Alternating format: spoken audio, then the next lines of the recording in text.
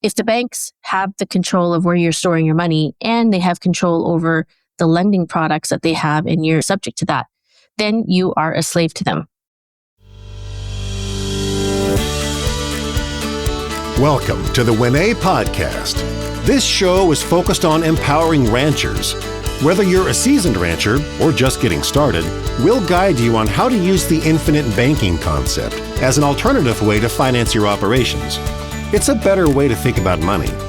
Join us as we discuss planning for the future, attracting the next generation, and the art of keeping more money within the family. Here's your hosts, Winnie and Lacy.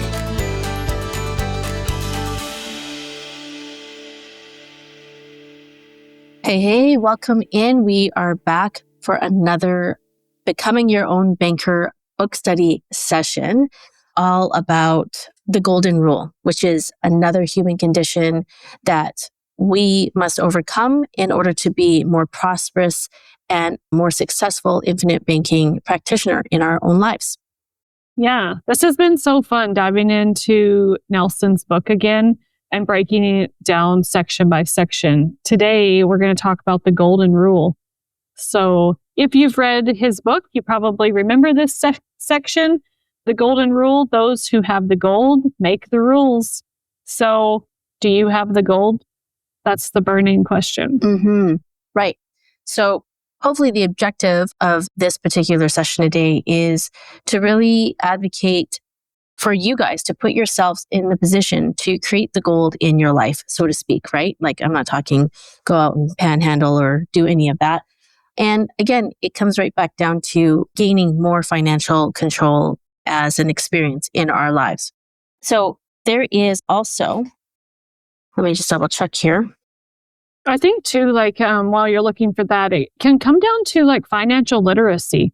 Are we financially literate? Especially young people. So we see young people who they're finishing school, they're figuring out what they want to do with their lives. Maybe they're getting married. Is the only financial literacy they've ever received just been, go get a loan for whatever you need, have a job, pay back the loan? And that's not always the worst situation. Yes, sometimes that is a choice that we need to make. But the real question is, do you know what you are giving up? When you sign on the dotted line and you, do these I'm just going to say young people, because do they realize the control that they're giving up when they sign up for these things? What happens when we lose our job? What happens when we become sick? These all play a factor. And so those who have the gold make the rules. If we're going out and let's say we're financing a home, who has the gold? The bank who gave us the mortgage has the gold, and we are now slave to them because we've agreed to pay them back. And if we don't pay them back, yes, the terms and conditions. And if we don't pay them back, guess what? They get our home. And then we're now on the street. Yeah. And I mean, it's in all the little things too, right? It just doesn't even have to be getting lending money. It can even just be where are you doing business? What bank are you with? Right? It never used to be a thing until more social media. Thank goodness. I mean, double-edged sword with social media, but I mean, we definitely are more informed, for better or worse, through social media. We're doing our best to inform each other, we're informing you right now. But when you do sign on the dotted line, even for a bank account, whether it's with a credit union or whether it's with one of the big 5 banks or otherwise, I mean, there's many different ones now. It's if you don't realize and if you don't take the time and all you hear is, there's no fees. There's no fees, monthly fees, you would have to pay, I don't know, what is it up now? It's up to a crazy $18, $19 for some banks to get the premium, all unlimited transaction type of thing. They're charging us to store our money there. And yet, what you don't realize is that the reason why it becomes so advantageous to go with a bank that has no fees is because why would we give up $20 to give to the bank when, especially whether you know this or not, especially when they turn around, take the money that we deposit and make so much more. And again, You don't see that in the contract, but they do it. No. Yeah. They take our money and they loan it out to people, right? And then they're paid back with interest, and it's just a revolving circle. Right. Or like if you bounce a check and I mean, these are all stewardship issues. I mean, once you know how to manage your cash more effectively, then I guess you bypass the $50 charges here and there. That can happen. So again, if the banks have the control of where you're storing your money and they have control over the lending products that they have and you're subject to that, then you are a slave to them. Mm-hmm. Same with credit card companies. So yeah. He just kind of in the second paragraph, he's like, someone else must provide the capital that it's necessary to sustain our way of life. This strategy carries with it a very high cost, and we all suffer the consequences, and it begins with faulty premises. And so he goes on to build a case for what he's stating in here about who are we giving control to. And it's also about overcoming, like, again, this is under the human conditions section here, right? He says the common person, well, he does say common man, but I'll say common person, has become so infatuated with living for today that the importance of saving or creating capital is all but a lost value, right? It's the YOLO. It's the YOLO factor. I wrote it down. It's the YOLO factor, right? You only live once factor, which, right. Again, I would say that's probably the biggest thing, is that depending on your season of life and what life experience you just went through, that type of thinking does prevail in certain instances. And especially if you feel like you've been living cash tight, or if you feel like you just have been missing out on a ton from whatever circumstances, and so many different circumstances can cause that. It does happen where we often do choose to book a flight and go to some tropical place to escape our reality from time to time, which can, over the long haul, impact our ability to keep more money in our pocket at a later date. I recall at one time just giving in, even though we were not in a position to do it, but giving in and spending money on going to a friend's destination wedding, right? Love our dear friend. And so we made it happen. We made it a go, but we did it all on credit. And I will tell you that that trip leaves such a sweet and sour feeling in my mind as a memory, because yes, it was my first time to Mexico actually. And so it was great in that way. But I'll tell you, like, the impact prior to and after that soured the pleasure of actually going in the first place. Yeah. And I think, like, obviously we're always talking about finances. And I think that it is something that we work towards daily with every single choice that we make. When we buy that coffee or whatever it might be, we need to ask ourselves, like, are we willing to pay the price that this is actually going to cost? So how's it going to impact us down the road? Sometimes, yes, I do think we need to take advantage of going to that friend's destination wedding. Like, what does that mean to us? Wait, what are the pros and the cons? What's it going to take? Okay, once the trip is over, how long do we have to pay for it emotionally and actually pay for it? So how long does it take us to get that paid for?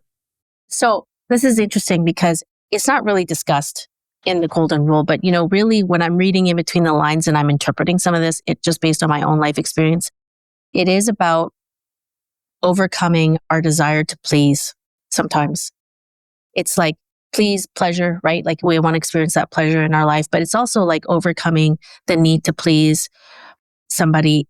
And it's because it's also in the direct opposite direction. It's like you want to please so you don't feel the guilt, feeling guilty unnecessarily for something. Right. So get this, like another example of it is if you're invited to be the best man or the maid of honor or be one of the bridesmaids, right? And it's a destination wedding, just along the same vein of conversation here, or maybe it's a family trip.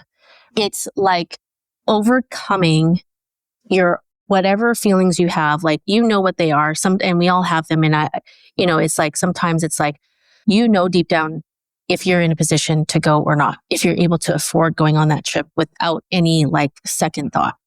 The question is, do you and can you work towards articulating to the people that have invited you can you say, yeah, this sounds like such a great time, not able to make it, but if, I would just love it if you could, like, one of those times have me in on WhatsApp and I can stay connected with everyone so I can still feel like I'm a part of it. But I have some goals in mind, and I just know that if I go, I'm going to be really paying for it.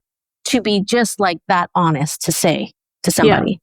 Yeah. And I think it too, like, the golden rule, it can be applied in so many circumstances. It can be applied in the vehicle we drive, the house that we live in, whether or not, if you listen to our previous episode, whether or not you buy bacon on your weekly grocery trip, right? And it all comes down to just being so content with where we are and knowing that you're making those daily choices to get you to that end goal, and not worrying about what other people think or keeping up with the Joneses. Because at the end of the day, just as Nelson states, those who have the gold make the rules. And so, do you want to make the rules for your life and your finances? And with time and dedication and focus, saying yes to that trip or that car or whatever it might be will come with no burden. But it does take time, and it does take, and I say this all the time, we need to talk about finances. We need to make it the norm to talk about finances, because there are so many people who we talk to that are just looking for a better way. Maybe they're not necessarily struggling to have enough money, or maybe they're not living paycheck to paycheck, but they're just looking for a better way. Yep. And a little bit of guidance. Maybe you are living paycheck to paycheck. Maybe that is you. Okay, well, what can we do to get you out of that? What choices can we help you to make in order to get you out of that? What can we teach you? Maybe nobody has taught you financial literacy or anything about it, and you're just navigating it and trying to figure it out on your own. That's where we come in. I'm not saying that we have all of the advice, but that's where we come in with our experience and being authorized practitioners of the infinite banking concept. That's where we come in and say, hey, this is what we do, and this is a message we share. Maybe it resonates with you, and we think it could help you. Absolutely. And what I really loved about what you all just said is, like, if you have to say no to a trip today, it doesn't mean it's permanent. Being able to say no for certain periods of time just means you can say more yes later.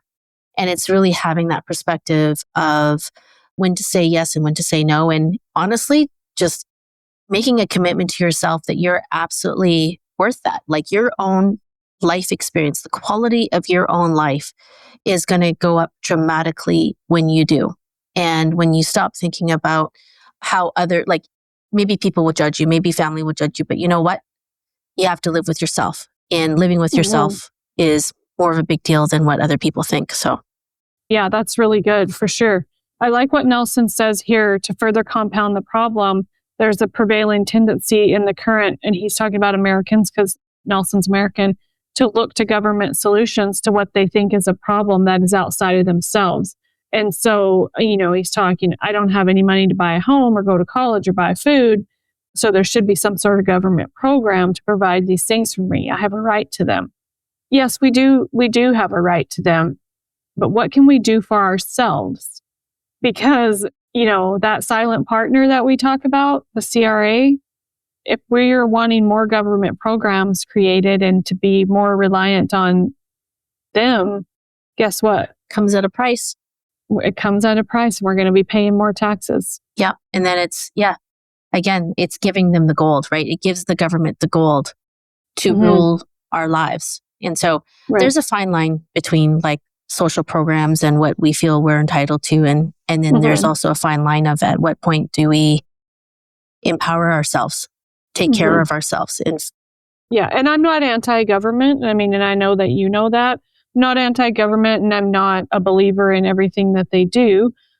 But I want to be the one that's in control and controlling where my future is going. And so Nelson says, succumbing to these feelings that the government should fix everything for us produces a huge burden on our financial future. The price must be paid.